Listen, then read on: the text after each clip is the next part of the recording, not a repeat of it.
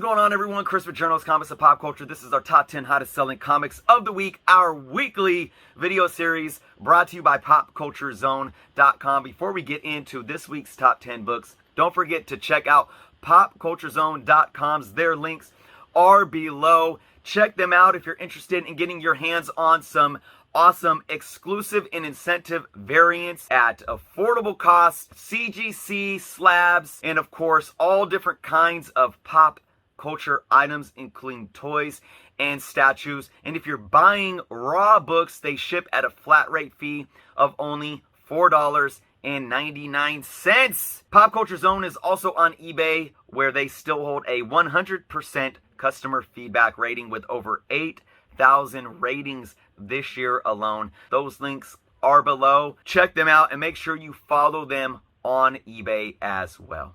Because Chris, right now, we're going to do a fun segment we do each and every week.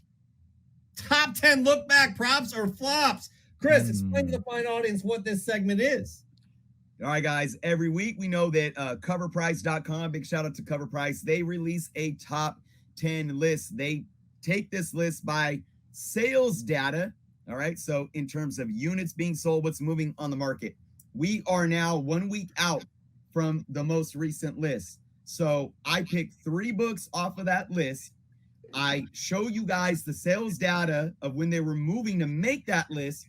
And I actually compute real-time data as of today to show you what they've done over the last week. And then I give you, or I give them props or flops and explain to you why I give either props to the book or I think the book might just be nothing worthy other than flops. And we want you guys to participate in the comments as well. Props for the issue Chris is talking about, or flops. Feel free, have at it. Tell us why too. Very important to have your interaction with this this segment. And obviously, Brian, we need your opinion as well. So, Chris, we're going to get right into it. But before we do, let's just go over the top 10 hottest comic books from Cover Price as of last Monday. Here we go. At number 10, we have Spawn 9, the first appearance of Angela. A lot of rumors out there saying that she may make an appearance in Thor: Love and Thunder. That would be great to see, by the way. A character from an indie, well, technically an indie book, especially when she was introduced, an Image in the 90s, making her way into the MCU.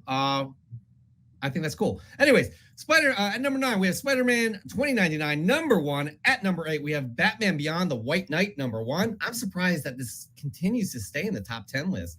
At number 7, we have Paper Girls, number 1. I think Amazon has greenlit the series, or there's a trailer out. Can't remember. At number 6, we have New Avengers, number 7. At number 5, we have Thor, number 1. At number 4, we have Grimm, number 1, the Jay Lee and June Chung variant. At number 3, we have Grimm, number 1, the Dave Johnson Virgin 1 per store variant. At number 2, we have Secret Wars, number 1. And at number 1, we have Fantastic Four 245, the first appearance of Franklin Richards as an adult. This it's a bit more diverse than we normally see, correct, Chris and Brian? Yeah, you got some indies on there. That Batman Beyond man is sticking around. I didn't expect. I like it. I like it. The Murphyverse. I like it. Yeah, I agree. Sean Murphy's a badass. Yeah, all about it. But Chris, I don't know if we're going to talk about that book or not. So just walk us through this. Yeah, let's see. Well, it's definitely not book number 3. Book number 3, Spider-Man 2099, number 1. I might cause some controversy here today, folks. But let's bring it up. I'm going to bring it up. I hope. It didn't load. Just start talking. I'll get to it. I promise. I promise. I'm just pretending that we froze. Oh, yeah. Do that. That's the way to go, for sure. Oh, this is awkward. We can't continue doing this, Chris. All right, go. Okay, here we go. Weird. That was awesome. That's going to hit the clip reel. Hey, like Shaq's Shaq'd in a Fool. Shaq'd in a Fool. All right, guys. Spider-Man 2099, number 1. Okay. I'm going to get into the controversy right away. I put this information together, so this is on me. If you look down there, what does it say? It says the first full appearance and origin of Miguel O'Hara, Spider-Man 2099. Yes, I put first full appearance. That's on me, folks. That's my opinion. Nobody else's. It's not Cover Price's opinion. It's not Key Collector's opinion. It's nobody else's but mine. But I'm going to talk about why I'm stating that this is his first full appearance. And I'm going to tell you why it's going to impact whether I believe this book is a props or flops. But let's look at these numbers. 130% upward trend in sales when it hit the top 10 last week. And last week, when it hit that top 10, it had a high 9.8 sale of $199. This week at a 9.8 sale of 186. So, not much difference there, just $13. Not too many 9.8 sales over the last, good couple of months. But the 6-month rolling average is roughly $240. So this is kind of dipped down a little bit because I think when you take into consideration when the trailer dropped for not Into the Spot, but what's it called? Not Into, but oh man, what's the new one called? Isn't it Into the Spider-Verse? Is that what it is? Not Into the Spider-Verse, but Part 2, Across the Spider-Verse. Across the Spider-Verse. Yeah, There we go. Thank you. Part 1. We got the trailer. It boosted this book up. So what have I talked about as of late? A lot. We know how the spec market via live action properties is going right now. It's been crazy. Anytime we get an announcement, a casting, and this is nothing new, but I've talked about over the last 6+ months, it's been even more intense and volatile, so to say. So this price point kind of jumping down from that 6-month rolling average isn't a surprise to me. And it doesn't necessarily say that, oh, this book is tanking or anything like that. It's just the natural ebb and flow of the intense, volatile live action spec market. Now, this isn't live action. I do apologize. This is animated, but we're putting it in that same category for the film properties, right? I have a feeling that when this film, if we get another trailer, we get closer to the film's release, we'll probably see maybe an uptick again in the price a little bit. And then you never know what happens after these movies hit. We could definitely see a bump immediately if people come out of that show and Oscar Isaac behind this character, did an amazing job. Now people really want to go find this book. But then, of course, as the movie passes 6 months after and so forth, they can see some more dips. But that's normal, right? Ebb and flow is normal. Average raw books. Last week's average raw when it hit the top 10, 17. This week, 16. No real change there. We all know that Amazing Spider-Man 365 with the hollow cover, the 30th anniversary, is considered to be the first appearance of Spider-Man 2099. Now, why is that? Because it had I believe it was a 5-page, don't quote me, I think it was a 5-page sample preview of this book in the back of it. Now, let's look at what that book is, because it's an anniversary issue. It had the main story, the continuity story, and then it had a couple of side stories that were actual new stories that were just in that book. They weren't pulled from somewhere else. They weren't samples or previews from somewhere else. They do that in anniversary issues. And then after those, you add this sample preview. Now, I don't argue against that book being a first appearance, because while it is a preview, it is a solicited newsstand magazine. And when I say newsstand, I don't mean market like newsstand versus direct. I mean, it was a published, price tagged comic book from Marvel that was put up on the newsstands or in your LCSs with a $175 or whatever it was sticker price on it. That's a bit different than a previews magazine and calling that a first appearance. So I get that argument. But for me, context still matters. For me, that is still a preview, and it was still a preview of this book right here, where in actual continuity, this is where we see him for the first time. For me, I think the market needs to evolve on this. I think the market needs to evolve. And I'm not saying don't call ASM 365 a first appearance at all. I would call it Spider-Man 2099's first appearance in Cameo via preview. And I know that's a lot, but context matters. First cameo appearance in preview. There we go, just like that. First cameo appearance in preview, which would continue to make this book right here the first full appearance. Fight me on it. I don't care. Now, will this ever change? If people start thinking like I'm thinking and saying, well, I like that labeling, so I'm going to value this book as well. Is it ever going to drive the value of this book higher than 365? It would be hard for me to believe so, because first off, it's been on the market for 30 years, and these labels have been kind of what they are for a very long time now, and it's hard to change what's been set in stone, not necessarily set in stone, but in our minds, right, from precedent. But I think there is enough there to bring more attention to this book, to solidify this book as a bigger player than what it is right now. And I'll go back to saying this, guys. The market doesn't drive the labels, meaning a couple books come out like Hulk 180 and Hulk 181. And oh, look, the market valued 181 more, so let's just label out a full appearance. That's not how it works. What decides the label should be the context of the material, should be the context of the book, and then we should look to textbook definitions and precedent to decide and determine and define the labels. There are times where the market will monetarily value a cameo more than a full appearance, but it doesn't change the fact that it's still a cameo. So what I'm trying to say here is this, though. If at any point in time the market did value this book more, it wouldn't change the label. And just because the market values 365 more, it's not going to change the label. But labels can determine the market.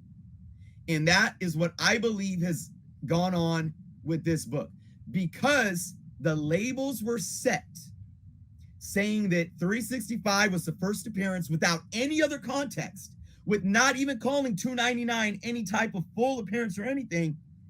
We as collectors look to the cover prices and the key collects and the gold collects and the Wizards and the Overstreet and the CGCs and the CBCSs.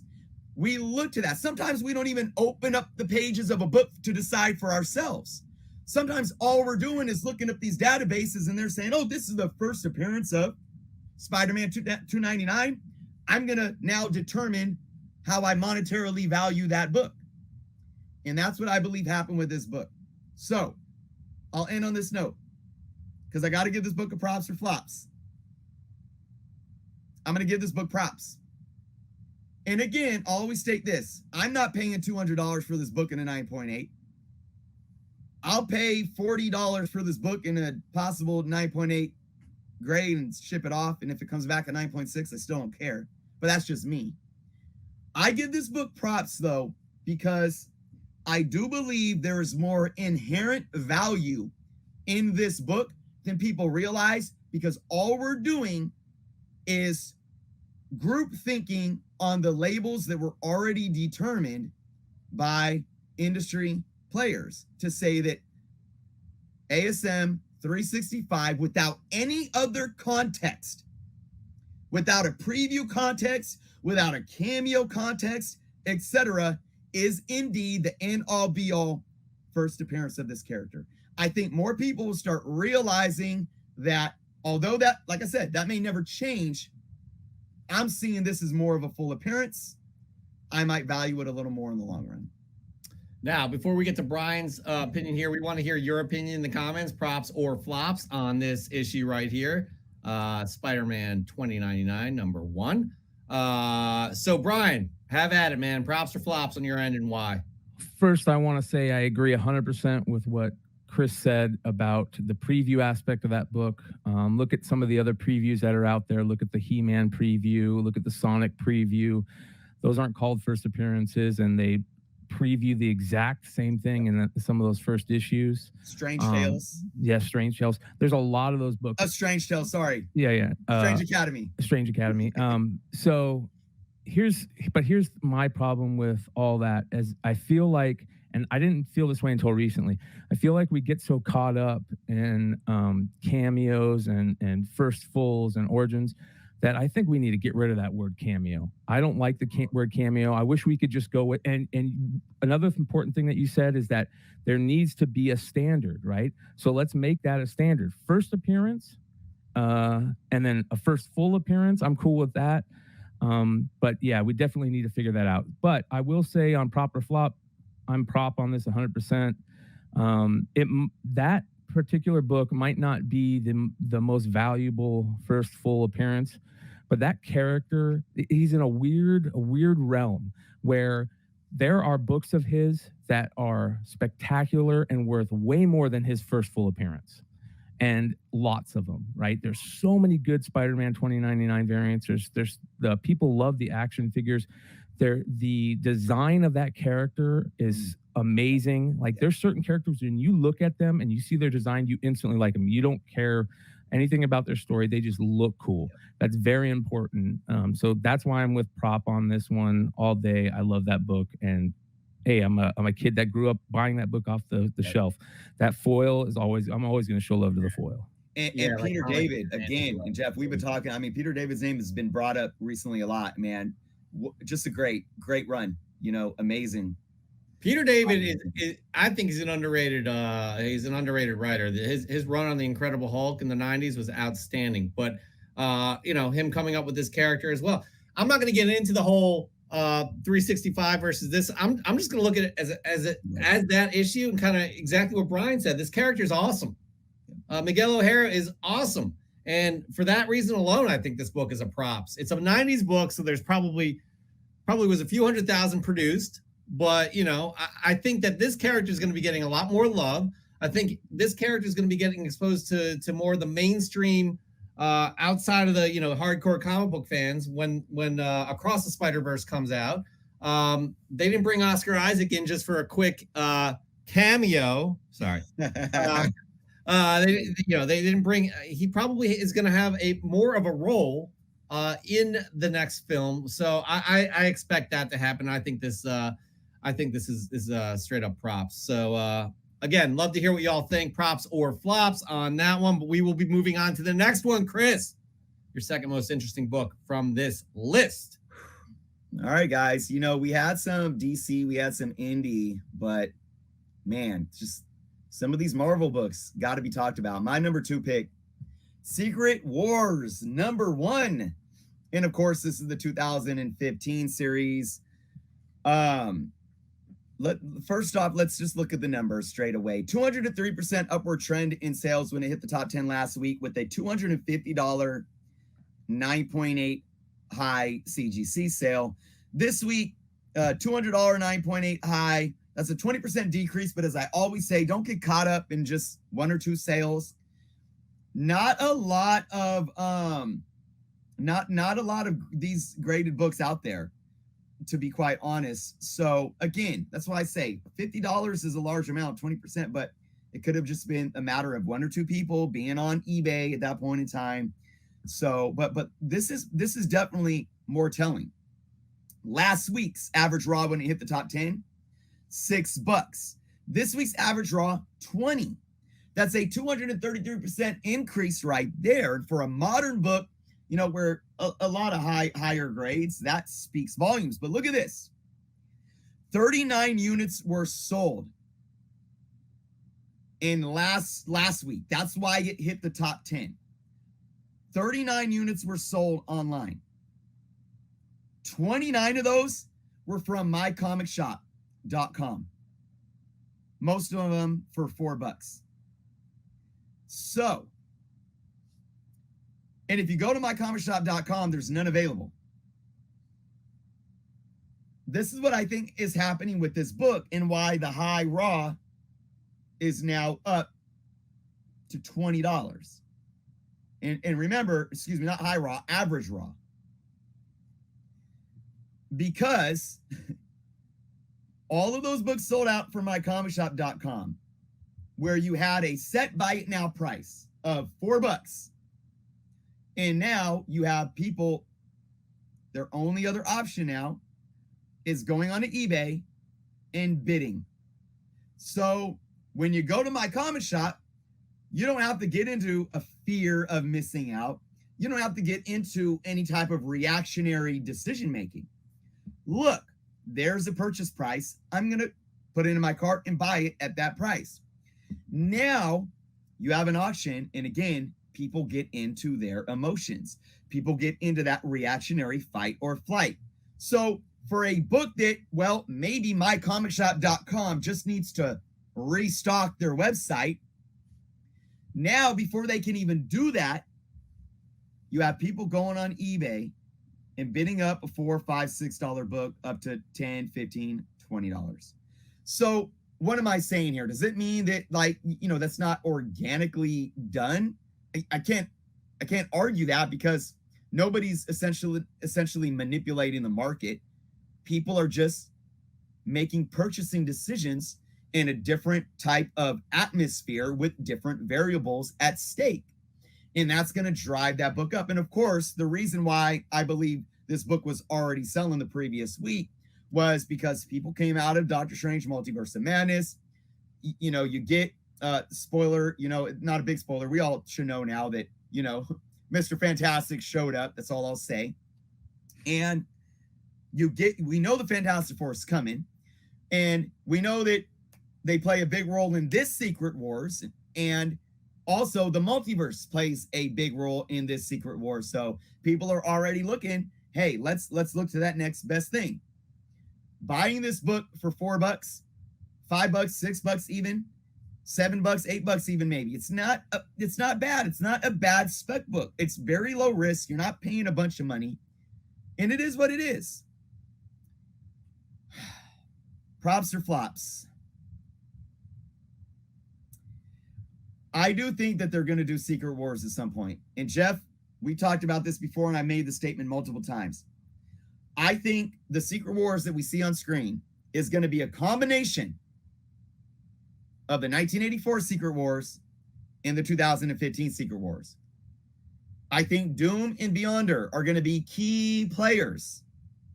I think the multiverse is going to be very relevant. But I would not pay $250 or $200 for this book at a 9.8, but that's just me. But I'll give this book props.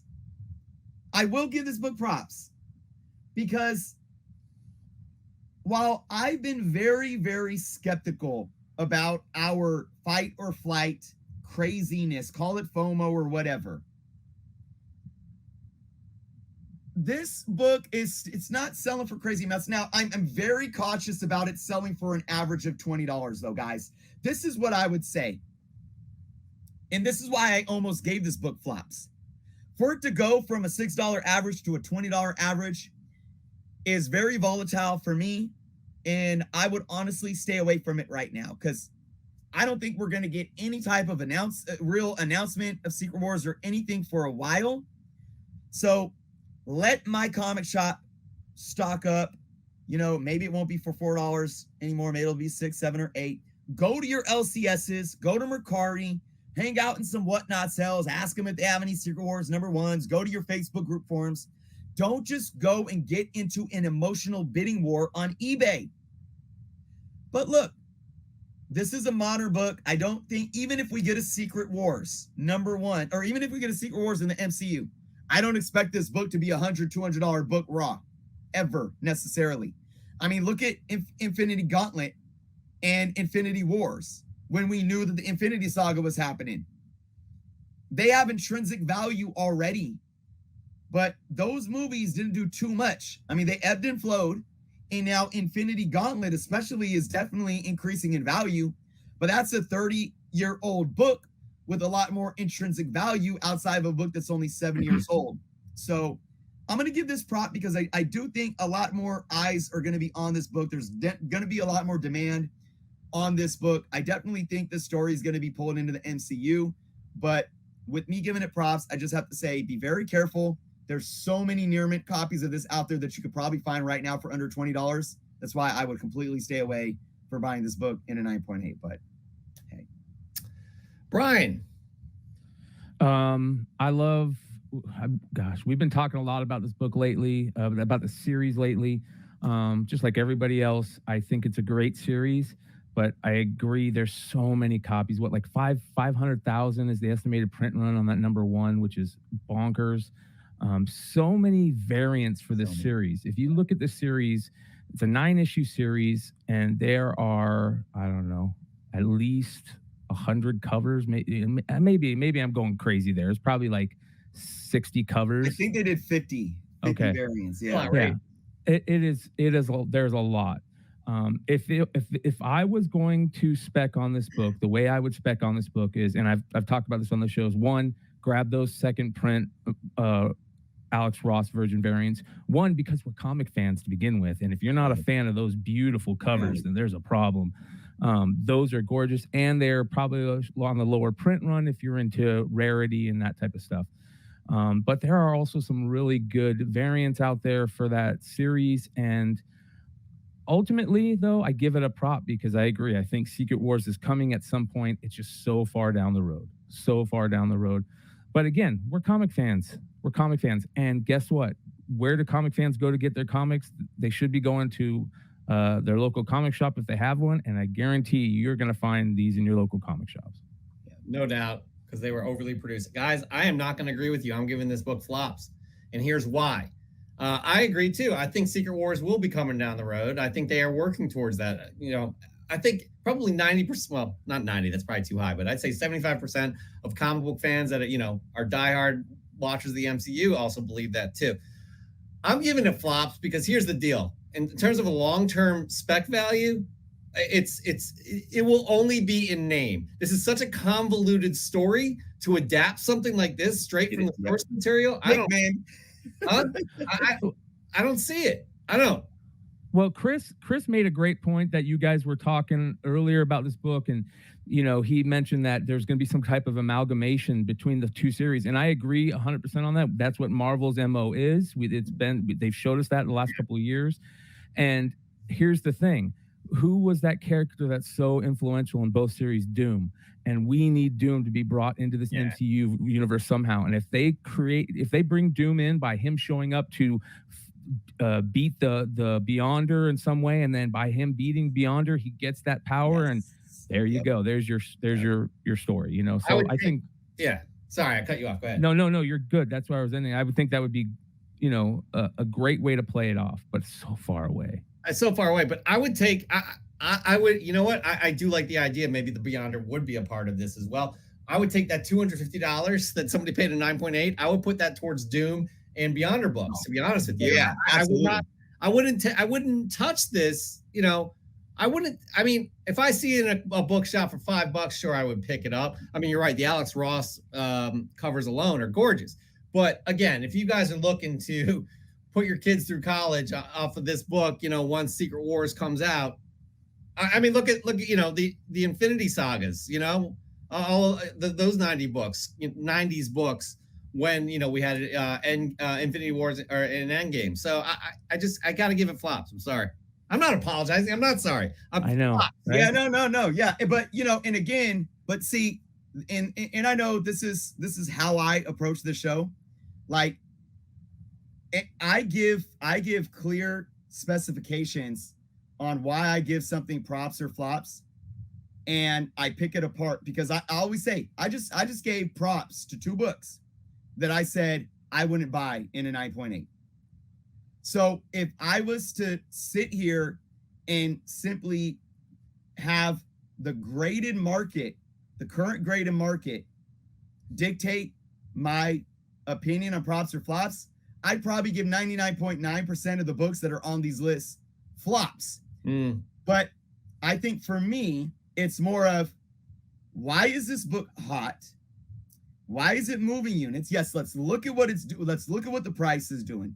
But how can we be good? Can I give this book props just in terms of why we want to spec on it?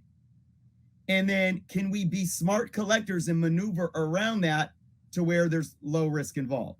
So that's why I try to clarify. I'm giving this book props, but I'm not telling you to go out and buy these graded books. And just to what Bryan said, there's probably over 50% of the comic shops in the United States right now. You could probably go into their back issue bins and find this book for cover price, $5, $6, $8, even maybe in high grade, and save money than getting into a bidding war on eBay. So, and again, Jeff, I'm not saying this to discredit your take. I love that we're having these different perspectives and opinions here, but I just want to make it very clear to those watching too. There's very, very precise specifications on what I talk about when I give props or flops. And I think at the end of the day, what we all three of us probably agree on is that there's so many of these books out there. And if you think that this book is ever going to be an extremely high valued book, you're probably lying to yourself, or you're just not educated on it. But if it's fun, like, there's a couple of things, and then I'll say this and we'll move forward. If you want it for yourself, there's a lot riding there too, because the MCU can do something amazing with this.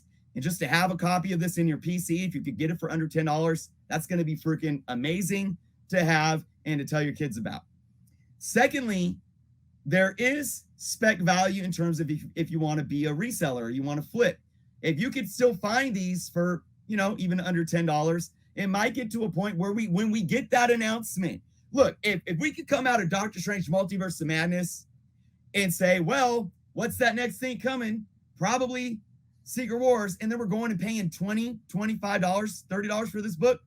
I can imagine that if we actually get an announcement or a poster or a trailer or something, this book in a small window of time, raw, might hit $50, $60, $75, and then you can sell them off right there. But then, of course, that's probably not going to last for long. Dip back down to a $20 book. It's that small window of time. And just to be clear, I know you were not saying props on a $250 9.8.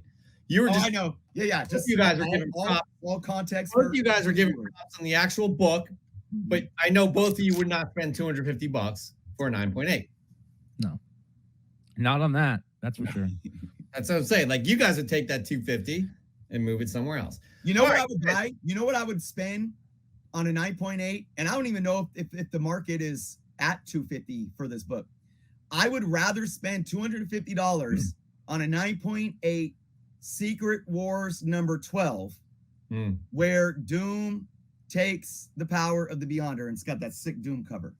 Yeah, the one where the speculating. Yep. I wonder what that Jim Chung 1 in 100 9.8 would sell for. For that issue. For issue 1. Yeah, for issue 1. I wonder what that's going to sell for in the next couple of weeks. I'm not thinking recently, but in the next couple of weeks, if that gets up to like a $500 book. If not, I would rather, if I was going to buy an issue of that number 1, it'd either be one of the cool variants or the 1 in 100 ratio Jim Chung book. But there's also probably 5,000 of those out there, so you got to think about that too. Mm-hmm.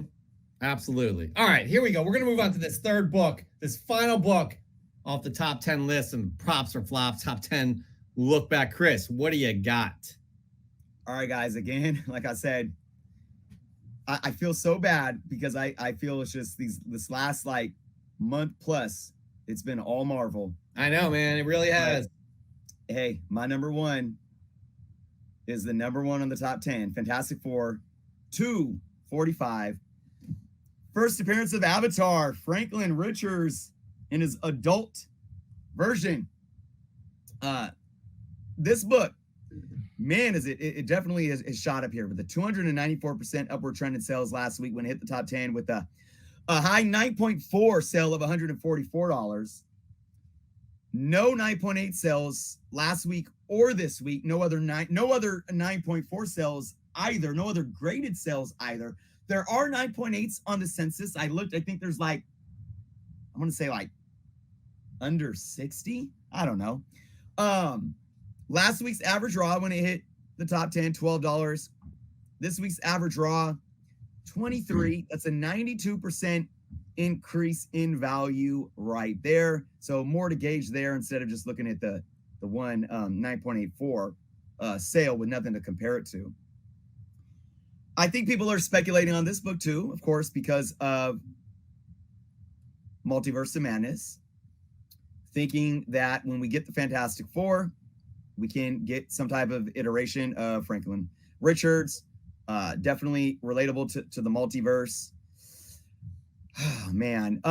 Look, again, I got to say with this book too, first off, any Bronze Age book, especially Marvel book, is going to give me more hope, you know, in general than like, so just say a modern book or something like that, or an overly mass-produced book from the 90s. Like, I can look at these books, even if they're more, you know, you can consider this maybe just a minor key, you know, that, and this book has had some attention. If you look back and look at the numbers, you got to go back like to before COVID to find it, to see this book is like a $4 book.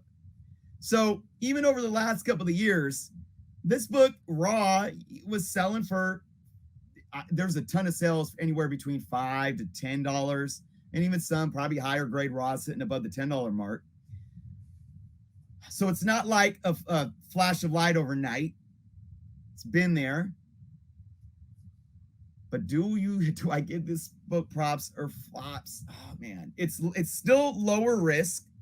You're not seeing this book sell for 9.8s, but who knows? Maybe just nobody's putting 9.8s up on the market, so you can't really gauge it. Because you know how we see these 9.8s going for $300, $500, and you're like you just said, Jeff, I'd rather take that money and put it to some more solidified key that's has precedent of, you know, holding on the market. This is a tough one for me because we just talked about all little things of why I could give it props or flops. I'm going to give this book flops. I'm going to give this book flops overall because, for one, we don't have enough recent graded sales on the market. If we did, I'm going to assume that if we had when this book got hot, if we actually had a 9.8 sale, I'm going to assume that it probably would have been something that I would have snickered at and been like, no way. No way. But I got to assume that. But when you look at this value of this book, remember I said it's been around for a couple of years where it's got a little bit of love. That $12 average would have been okay for me. If this book made the list and that raw average didn't close to double, if it would have stayed around the same, I probably would have gave it props, because I'm always an advocate to looking at books before. Like, even though this book made the list, it's still low risk, raw. It's not too valuable. Get it before it gets hot. Get it before somebody else talks about it. Get it before there's a trailer or a rumor. Those are the proper times. And you may look at this book as being the case. And while I do agree still, go to your LCSs, folks. Go to your LCSs and find this book in the back issue bins for maybe $12 or under. But I think this book is getting too high, too fast on the online market. And it's not necessarily justified, because this is something else that is something that if it does come to fruition in the MCU, it's probably going to be a very long time.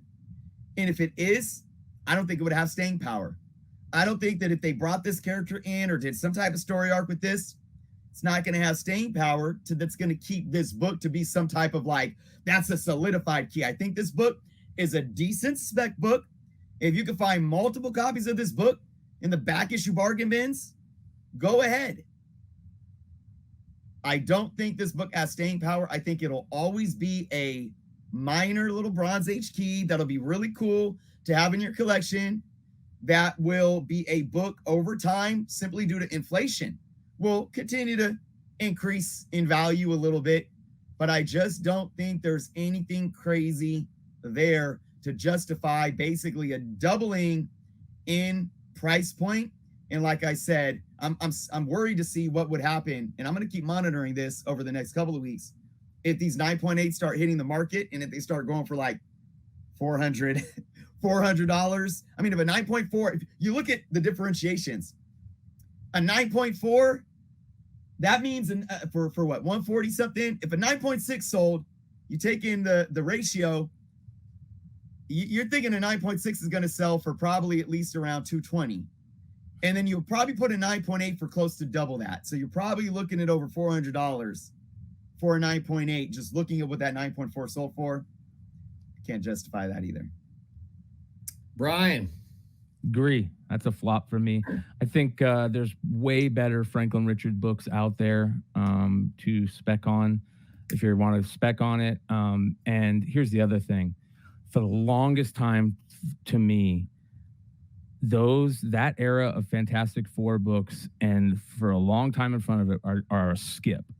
That's a skip for me. Especially spec-wise. Yeah, there's great stories in there, but man, I'm not a fan of that Fantastic Four era. I'm not a fan of that book. I'm a fan of the character. I'd rather put money into the first issue of Power Pack. I'd much rather put money into that. I'd much rather put money into, instead of buying a 9.8 of that, go buy a Raw annual number 6, Fantastic Four annual number 6. Absolutely. You get 2 for 1 in that. You get a Nihilus in that. So yeah, that's a huge one. Yeah, flop for sure. Are you gonna let me off the hook if I say props just because it's John Byrne? I know, right? Awesome cover. Or do I have to? Do I have to really? Here's the deal, guys. The whole Franklin Richards thing. I just use the words convoluted for Secret Wars, right?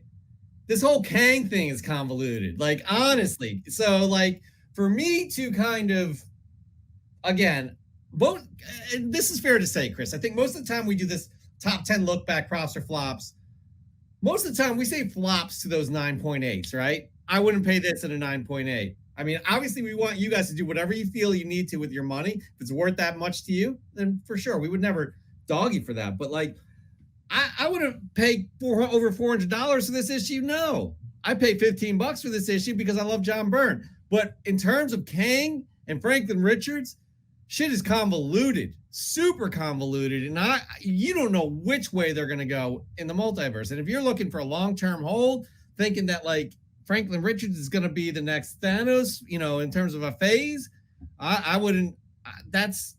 I don't know. That's my thought process on that. So my love for John Byrne is really making this difficult, but I would say it's a flop on this one as well.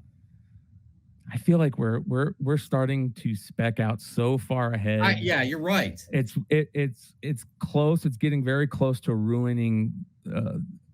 I shouldn't say ruining the spec game for me, but it gets me so much more cynical about spec when we're specking that far ahead. It does on not A-list characters. I should say that. I understand, but it's also kind of fun too, especially what we talk about with where this hobby has come. In terms of the movie business propping it up, right? Yeah. And then the fact that the three of us in the 90s were on the edge of our seats for any word of any sort of TV show, cartoon, or holy shit, an actual fucking film. You know what I mean? To here we are right now. We can't keep up with all of the announcements. We can't keep up with all of the spec. But I understand, Brian. I understand what you're saying, how you can get cynical with this, and it kind of taints things to a degree. But at the same time, I think there's a middle ground here, because I think, and Brian, don't let me speak for you, but let me know if this is kind of, when you talk about it ruining things, spec it so far out, it may be that we're looking at how we're specking in terms of how much we are putting into it in terms of our emotions and the monetary value. Yes, because 100%. Because I think what Jeff's trying to say, and this is for me too. That's why I said, it's like, why do you wait for a rumor or an announcement or a trailer to go buy a book and spend $300 on it when you could have bought it for $20 2 days ago, or a year ago, or so for me, I think specking so far out is a good thing, as long as we're not following that same behavior of, oh my God, it's still that fear of missing out. It's still that you know, and it's that like rush, me, you know, trample, like when the new Jordans come out and everybody's got to trample. Can you imagine? That would be like,